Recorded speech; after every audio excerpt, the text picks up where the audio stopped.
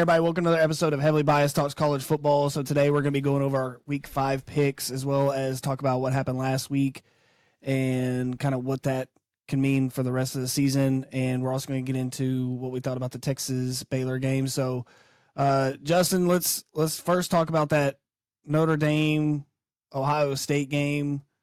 What do you think is weirder, Ryan Day's post-game news conference or his interview, or the fact that Notre Dame had 10 players on back-to-back plays at the end of the game? Weirder by far, Ryan Day. But the 10 players thing is just unacceptable. And I've seen now where I've seen some clips where Notre Dame's been this has happened a few times this year. I don't know how you let that happen in the magnitude of a game. That's going to haunt Marcus Freeman for a while.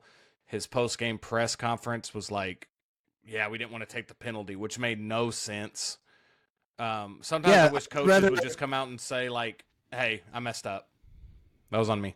Yeah, I would rather if it was me, I would rather the guy just bulldoze into the thing early, so then that way they move, so what if they move a yard or half a yard up? I mean, that whole thing is weird to me, man. And I feel like that is when you lose like that, it's just, I think it speaks volumes of something else brewing. You know what I mean? Like the fact that not only did it happen once, but it happened twice back to back. Like that's just annoying. I don't know. It's so and the weird. annoying part is Ohio State, in my opinion, is not a very good, is not a top. They're not a top 10 team. They're not even a top 15 team in the country this year, in my opinion, from what I've seen so far.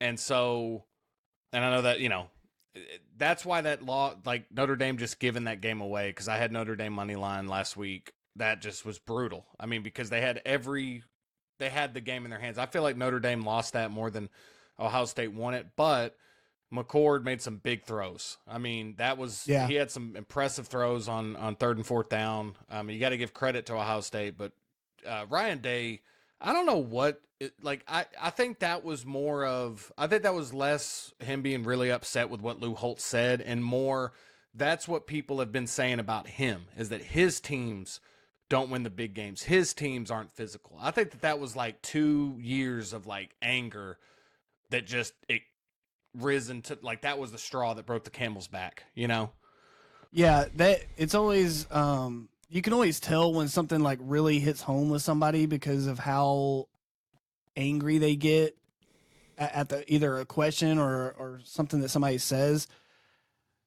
You could tell that bothered him. And yeah, he's been hearing it for 2 years now that you can play fine when it's spreading everybody out and when you're playing against lesser competition. But when you play against tough teams, your team doesn't have that. And I'm like you. I thought that was a weird. I just thought Lou Holtz was the perfect scapegoat for that whole thing. He really wanted to direct that to other people, but yeah, it just kind of brewed over the top. But it's just one of those things where it's, if they don't get that 1 yard, it's a completely different narrative, and that just shows you how fickle these games can be, man. And it's just sometimes the margins are just paper thin, and that's what makes it great, though. Yeah, and I mean, look, Ohio State deserves that win. I mean, that was a big win, going on the road, getting that type of win. I mean, I'm not taking anything away from Ohio State. I don't even know if Notre Dame's top 10 or 15 this year. That game did not impress me. I wasn't watching that game and was like, man, but these are both really good football teams. I was like, dude, these two teams, both are trying to lose the game. And if McCord can build off of that, great. They have the weapons. And I think that's the big thing with Ryan Day is it's hey, man, you're doing a good job, but let's not forget you inherited a ton of talent. So I think the criticisms have been valid simply because, again, you lose to Michigan and you lose like they do to Michigan. That's where the toughness stuff comes in, is because Michigan just hit you in the mouth the past 2 years. And so that's where that comes from. And you could just tell Ryan Day, that was like a coach that is that feels like he's probably on the hot seat, even though maybe he is, maybe he isn't. But yeah, that was a big win for him and for the program, but mainly for Ryan Day. Ryan Day really needed that one. And I think that's why the emotion came out, but still, going out there after Lou Holtz, that was just kind of bizarre to me. It was kind of a funny thing that nobody was expecting. Yeah, I think it's one of those things where I keep hearing that, he has to beat Michigan this year. He's going to be on the hot seat. I'll just tell you, man, as a Texas fan, be careful of starting to run these coaches out when you're not satisfied with 11-1, 11-2 seasons. Like, it can get worse. They were in the playoff. They were a couple plays away from probably Marvin Harrison Jr. If he doesn't get hurt, they're probably in the championship game, and they probably win that game. So it's just, you got to be real careful just throwing people on hot seats and wanting to get rid of people because, and it's not like Michigan's trash. I mean, they've been one of the top 4 teams in the playoff last 2 years. So it's just one of those things. But yeah, and there was another play, the play before that, where it was like 3rd and 17, and they had to get to like the 1 or the 2 to get a first down. I think they had to get to the 2. And they literally just let the guy just go right in front of them and catch the ball. It was the weirdest thing. But like you said, to me, it wasn't like when Texas and Alabama played. Like, you could just see the athletes all over the field. This game did not have that feel to me. It was still a big game, still a great atmosphere, but I agree with you. I think there is a gap between like those top tier teams and where I think Ohio State and Notre Dame will be at the end of the year. All right, so let's talk a little bit about the Texas game. So Texas went to Baylor. It's normally a game that I'm always kind of on edge about because Baylor just has like those gritty, tough teams that can put up points, and they're going to have a decent defense, and you just never know how things are going to play out.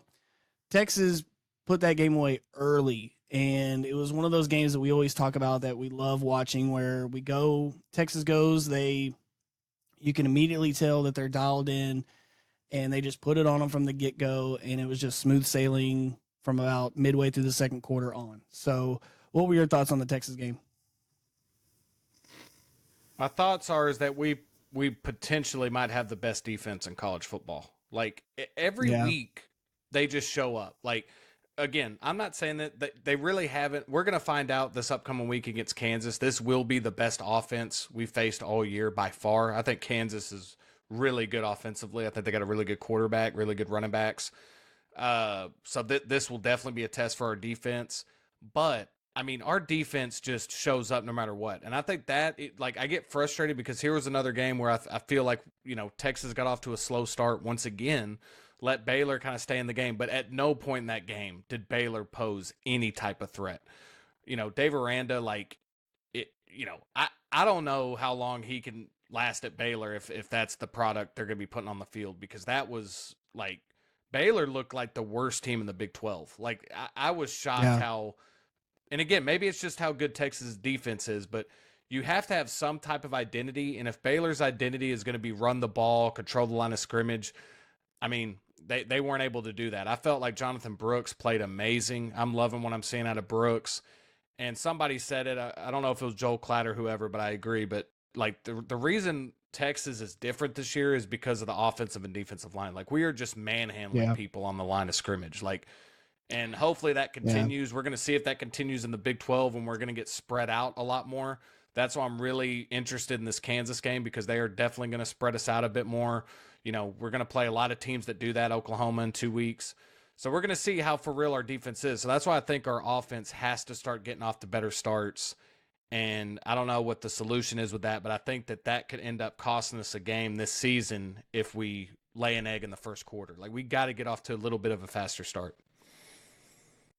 I agree with you. I just think that first quarter went by super quick too. In the second quarter, we scored. I think we scored like 3 touchdowns in 6 or 7 minutes. So I agree with you. I'd like to see a better first quarter, but overall, I think it was one of the better from start to finish games that Texas has played in a long time. The only negative was the muff punts and kicks. I don't understand what was going on with that, but again, man, our defense both times got short fields, kept them to field goals, or I think one of them they went 4 on 4th, didn't get anything. So it was an all around good effort. And Ja'Tavion Sanders, probably, in my opinion, I think he's the best tight end in football. I know a lot of college football. I know a lot of people give that to Brock Bowers in Georgia, but Ja'Tavion Sanders is different, man. I'm telling you.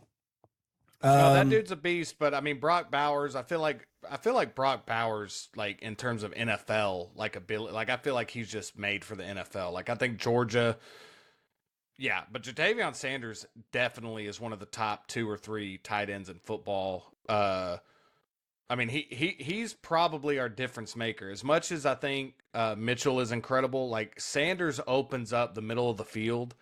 And when we have two guys on the outside that can break it, and then we got a good running game, and now we got a tight end that we can throw it to on third down.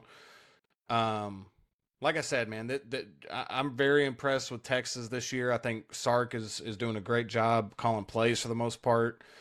It feels good again to get into a game that we know we should dominate, and we dominate. Like that felt good. yeah, yeah, and also Texas signed, or they got a commitment from one of the top offensive tackle in the country, Brandon Baker. So it's just a good week for Texas football all around. So hopefully, and I'm a little worried. We'll talk about the Kansas game here in a minute, but that look ahead to Red River rivalry, it's always kind of a tricky spot. But I think with what happened a couple years ago, last time Kansas came into Austin, I think it will be different. So let's go ahead and get into this week's games. We got 6 good games for y'all this week. Again, another good slate. We'll start off. There's a game on Friday night. Utah. Let's see what number 10 Utah at number 19 Oregon State. Oregon State is -3. Over under is 44.5. Man, I'm telling you, I was looking at, because Utah is one of those teams to me they remind me a little bit of Iowa. Like you look up and they're 5-0 or whatever. I know Iowa got killed last week, but you look up and they're undefeated and ranked, and you look at their scores and none of them are flashy games. They just find a way to like pound you into the ground. And I feel like that's how this Utah team wins. I just think Oregon State, man, I feel like they have a lot of weapons this year. They have a good system, good running back play. So I'm going to take Oregon State in this one, minus the 3. I'm going to take them. And I just think Utah hasn't been in a game where they've had to claw their way back. They've kind of been able to make games ugly. And I think Oregon State's going to be able to put together some drives and put some pressure on that offense. Yeah, I mean, I think this. I love the under in this game simply because I think both teams are going to want to run the football. We talked about how fast that Baylor Texas first quarter went. I could see this like game going by fast because I feel like both teams want to control the line of scrimmage. They want to run the ball. They want to control the time of possession. So I think there's going to be a ton of running in this game. Oregon State has obviously Martinez. I can't think of the guy's name, but he put together over 100 yards last week, I think. So, and that game script was kind of high scoring. So, and they were having to come back. So this game, I'm with you. Like Utah's going to make it ugly. I'm anticipating an ugly game. I don't really know who's going to win. I do like Oregon State, but I'm gonna stick with the under because I think there's going to be a lot of running the football. I think this is going to be a quick game. Yeah, I'm looking it up right now. Fenwick. Yeah. Fenwick went for 101, Martinez for 81. And again, man, the Pac-12 is just so deep this year. Yes. They lost to a good Washington State team. All right, so next game up is number 8 USC going at Colorado. Colorado is plus 21.5. Over under is 74. Justin, what do you think about this one? And I don't know, man.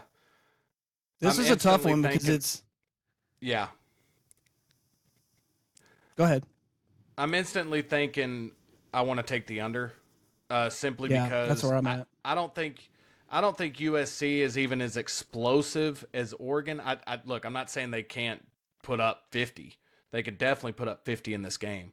But again, I don't know how much Colorado is going to put up. I personally think Oregon is better than USC. I think Colorado is going to have. I think we're going to kind of see really who Colorado is with this game because they just got embarrassed.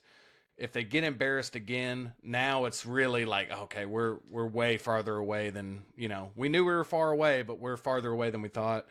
Again, Hunter will not be available in this game. I think Shedeur is going to have a much better game.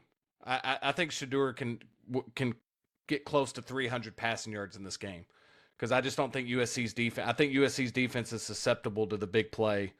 Golly, man, I think I'm going to take the under.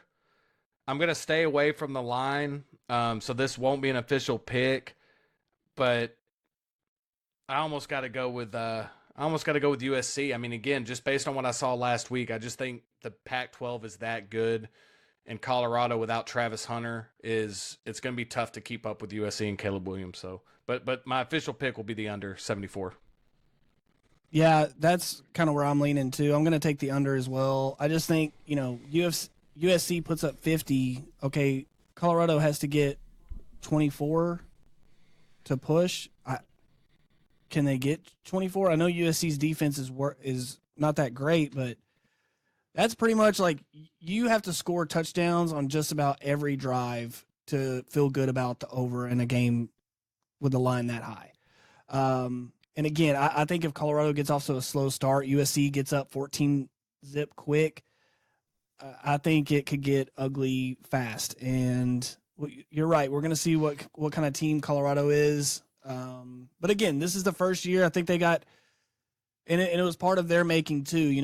They got a little bit ahead of themselves. Some of the trash talk you see in the videos that Oregon put out and stuff like that. But they're going to be okay. It's just, they're going to have more rough games than they are great games this year. And I think people just got ahead of themselves at the beginning of the start that they got. So in USC, here's the thing. This is like a Heisman game. Okay. Bo Nix elevated himself up towards the Heisman, and don't think that these guys aren't already thinking about this stuff. Like Caleb Williams knows that out of all the games that he plays this year, this will be, other than, if they get to if they played Oregon maybe in the Pac-12 championship, I don't know. But in terms of regular season, this will be the most watched game they have all year. Caleb Williams, I feel like, is going to really want to show out in this game. I would not be shocked if Caleb Williams puts together just like almost like a early Heisman stamp game where he goes for, at least over 300 passing yards. I mean, again, that's how I could see this going. I'm excited, though. I'm excited about this game. Last week, I really thought Oregon was going to have their number. I think Colorado has a better chance to make this interesting against this USC team than they did against Oregon. I just think Oregon is once that momentum's going with that run game with Oregon, it's hard to keep up with that. I think USC could. I think this could be closer than we think, but yeah, I still like the under, just barely. Well, and with Oregon, man, you got to keep that offense off the field. If you're not consistently getting first downs and keeping the clock running, it's going to be a recipe for disaster. All right, next game up is number 1 Georgia going to Auburn. Auburn is plus 14.5, over under 46.5. I'll be honest, this was the easiest pick for me out of all of these, and I'm taking Georgia minus 14.5. I saw Auburn play Texas A&M last week, and their offense is atrocious. Like they had trouble just moving the ball forward on some drives. The score makes it look a little bit better than it actually was. I think the final was, it was 27-10, but I think the only touchdown they scored was a defensive touchdown, and one that Jimbo Fisher almost got in the way and pulled a Woody Hayes and tackled the guy. But yeah, I don't see a way that Auburn is going to be, unless they just made this the ugliest game in the history of college football. I don't see how they keep it within 2 touchdowns. So give me Georgia. I think Georgia's going to put it on them big. Yeah, I like the under in this game also. I'm liking all these unders. Mainly because I don't think Auburn puts up a lot of points unless they get a backdoor cover with some late. Because I think Georgia puts up at least 30, and so I feel like this is Georgia's first opportunity to really go into a hostile environment and be like, okay, we're gonna remind people that we're Georgia. Because I think it's so bizarre that Georgia is probably the least hyped back-to-back national champion I've ever seen. I've never seen, nobody's talking about Georgia. Nobody. Everybody's talking about Colorado. Everybody's talking about the Pac-12. Everybody's talking about Texas. Everybody's talking about Florida State. or even Ohio State, Notre Dame, nobody's talking about this Georgia team. So I think they're going to have a big chip on their shoulder. I'm with you. I think Georgia just absolutely dominates the game. So I'm going to actually do 2 picks here. I like Georgia with the points, and I also like the under in this game because I think their defense is just going to be lights out. Yeah, and I mean Georgia can't really blame anybody but themselves. Their schedule this season is awful. It is so bad. And yeah, when you don't play in those marquee games, people are going to forget about you a little bit. And I'm telling you, these voters need to start punishing these teams that are scheduling cupcakes all throughout their non-conference schedule, because it's just, for Georgia to have played, let's see, let me look this up real quick so I can make sure that I got it right. But I know that they haven't played anybody like this is the first time that we've had them on this show where we've picked one of their games, because all of their other ones have just been. So we played UAB last week, and then they had a conference game against South Carolina, Ball State, and UT Martin. I mean, that's like, yeah, you're not going to get much publicity with that kind of schedule. So I agree with you, though. I think they're going to make a statement. I think they're going to put it on Auburn. And like I said, Auburn just can't keep the ball moving forward enough to stop Georgia from what they want to do. So next game up is number 24 Kansas at number 3 Texas. Texas is minus 16.5. This number has gone back and forth between 17 and 16.5. Over under 62. I got to be honest. I know that you're taking all the unders this week, but I love the under on this one. I don't see. I know Kansas has got a great offense, but Texas is just bigger everywhere on the field. They're probably faster on every position on the field.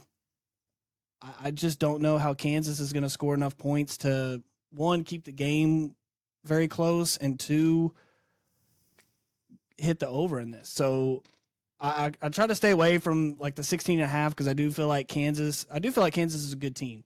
So I don't know if Texas will cover the 3 scorers, but give me the under in this one. This is like one of my most confident plays this week. Yeah, I don't like either of these picks, to be honest. I think Texas wins the game. I could see a scenario where Texas wins the game easily.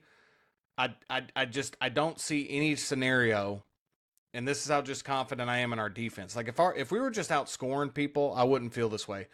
But knowing that even if we come out and get off to a slow start, knowing that our defense is gonna like really kind of bail us out helps. I think with the Oklahoma game coming up, I don't see us overlooking Kansas. If this would have been 3 years ago, absolutely. But Kansas has had our number the past 4 or 5 years. I mean, they've played us tough. They've beaten us. I think they're going to be ready for this Last game. year, I think Texas. Yeah. Texas. I was just going to say. I was just going to say last. Sorry, I guess I'm lagging. So go ahead. I won't interrupt you again. No. What were you going to say? No, I was just going to say that, yeah, last year we put it on Kansas, but there's a lot of these guys that still remember losing at home 2 years ago to Kansas. So I don't think they're going to overlook them, just like you were saying. No, yeah, that's what I'm saying. That I mainly meant from, Sark's still talking about the 2 year ago game. I think they still, in a weird way, even though a lot of the players, have moved on from that team, I still think it's one of those things where Texas wants to just remind Kansas, like, hey, you're a basketball school.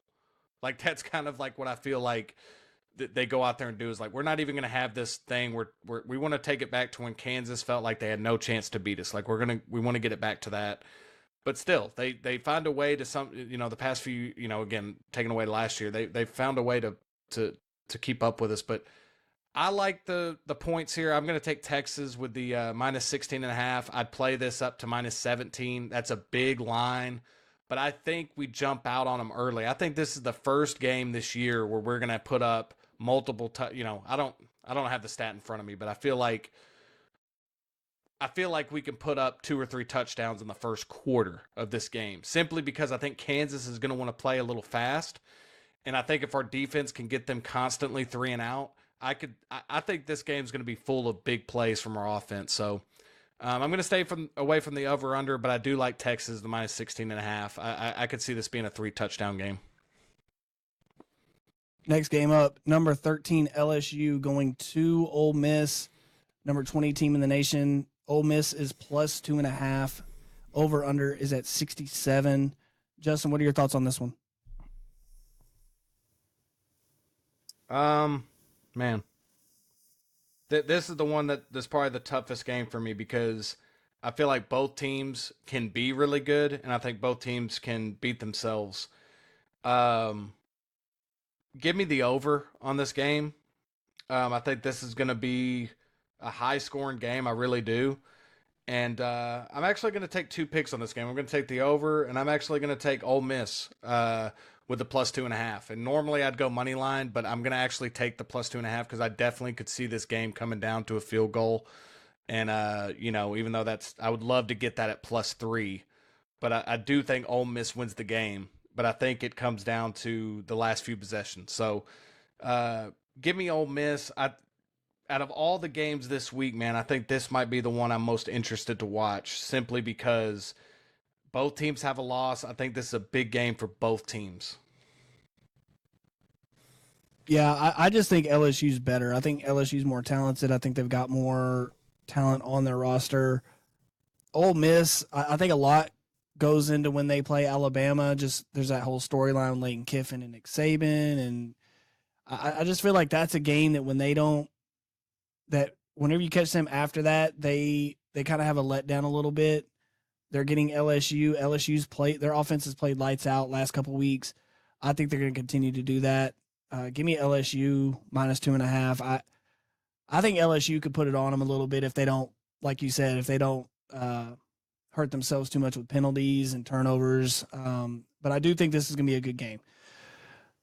Next game up, last game on our slate before we get to our individual picks. Number 11, Notre Dame going to number 17, Duke. Duke is plus 5.5. Over under 52. This is where College Game Day is going to be. So first off, that was my first thing is, okay, College Game Day's probably never been to Duke before that I can think of. So is that going to be too big of a distraction for Duke in this situation? Notre Dame's coming off of a tough loss.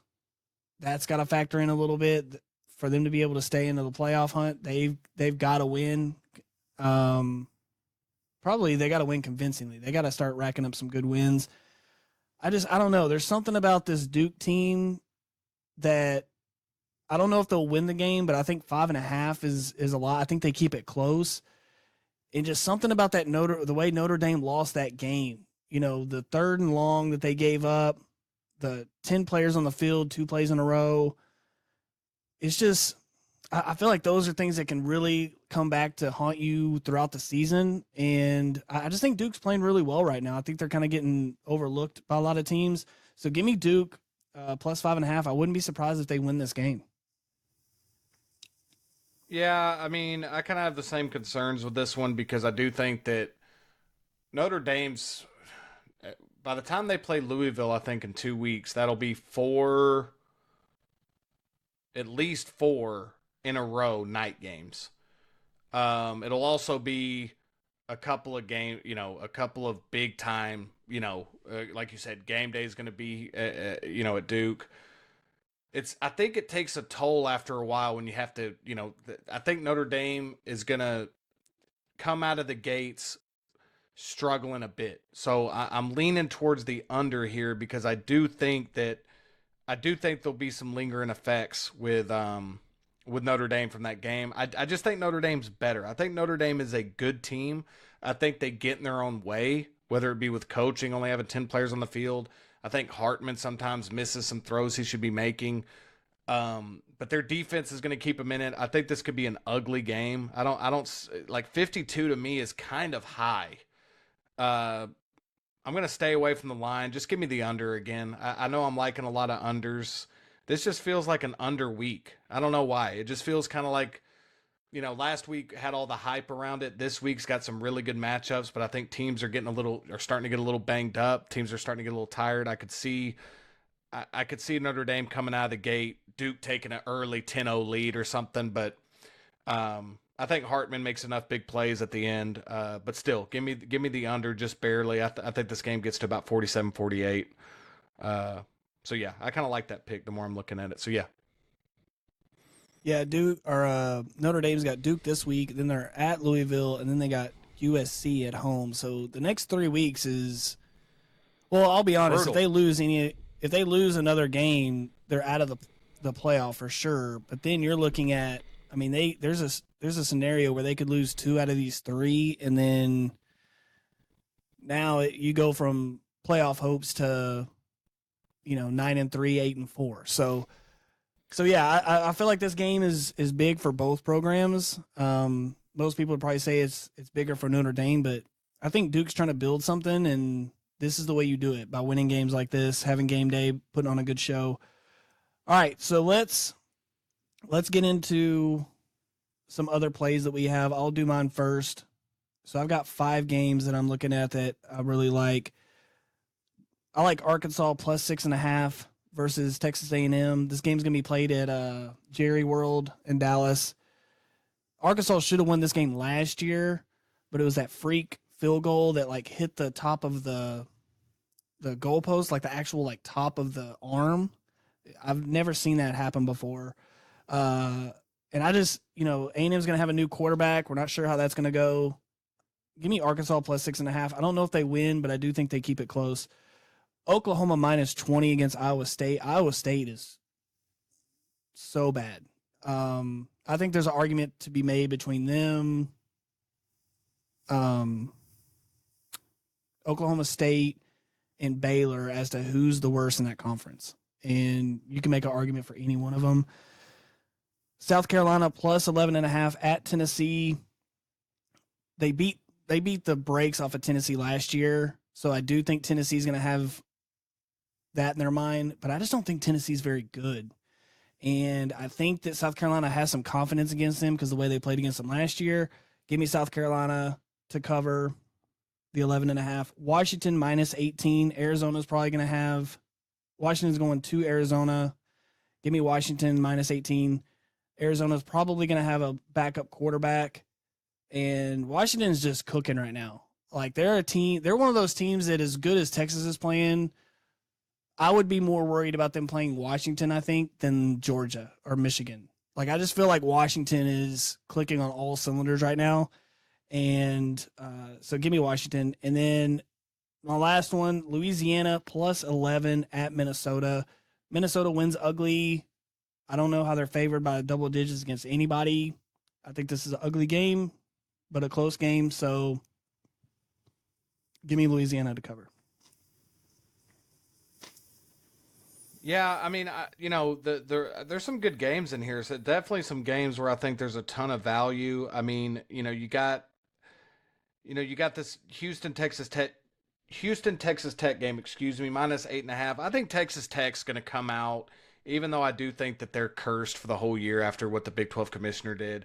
I definitely could see that, like I said at the beginning of the year, they could miss a bowl game this year, but I think that they're going to be ready for this one. I like the minus 8.5 a lot there. Give me Texas Tech with a minus 8.5. I'm looking also at Oregon at Stanford. I think Oregon did expend a lot of energy in that game, but the thing with Oregon is they have so much depth. They have so many, they're going to be without the running back. I can't even think of his name right now. Is it Whittington? Something like that, yeah. Yeah, I probably have his name wrong. I'll look it up. I know that, yeah. But I'm just telling you, man, I just like Oregon to just dominate Stanford. I mean, I really do. I'm going to add that as well. Oregon minus 27.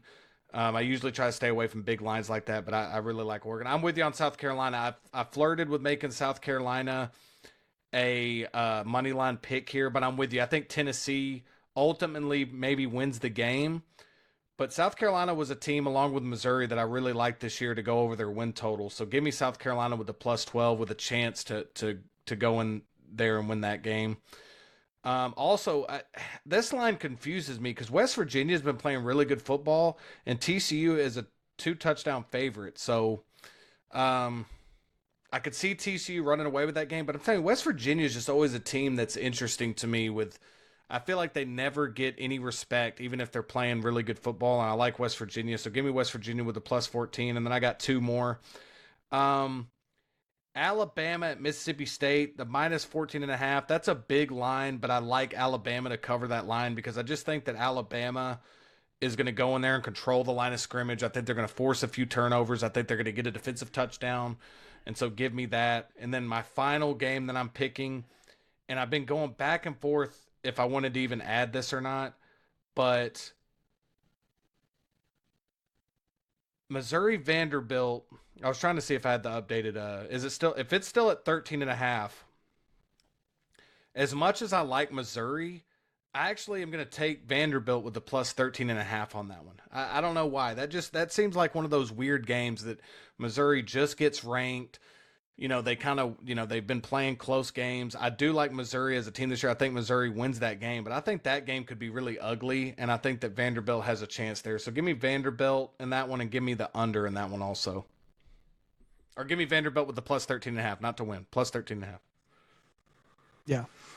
All right, and I meant to cover this earlier, but so last week in our main picks from the main slate, I went 6-4, and you went 5-4, and then in our extra picks, I went 2-1, and you went 3-3. So overall for the week, I went 8-5, and you were 8-7. I was one possession away from getting my two big picks of the week, which is I really liked Notre Dame money line. I was gutted when that one didn't happen. That one was looking so good. But I'm glad that my prediction with Washington State, Oregon State, I knew that game was going to be a blast to watch. I'm glad that I'm hoping people watched it because, man, what a game. And that game was one that Cam, I think it's Cam, but Ward from Washington State, man. Yeah, that dude's unbelievable, man. I mean, he really is. I think that team, anytime Washington State's in a game this year, I'm probably going to take the over because I feel like even if a team jumps out big on Washington State, they're going to put points up on the board. But just to give you my number one pick of the week, I think my number one pick of the week is going to be let me look back. I made a note of it. I think my number one pick of the week, I'm kind of with you. I kind of like Georgia with the minus 14.5, so I'd put that one up there as the one I'm most confident in. And also give me that over in LSU Ole Miss. I know that's a big number, 67, but I could totally see that game getting up into the 70s. So those are the two from our main slate that I feel like I'm most confident in. Yeah, my most confident overall is Washington minus 18, and then from the main slate, I think I'm with you. I think the Georgia minus 14.5 is just, I don't know, man. I just don't see how Auburn even keeps that close. So, all right. So those are our picks for this week. Let us know where you disagree with us, what games you're looking forward to seeing this week, and we'll see you next time. Thanks.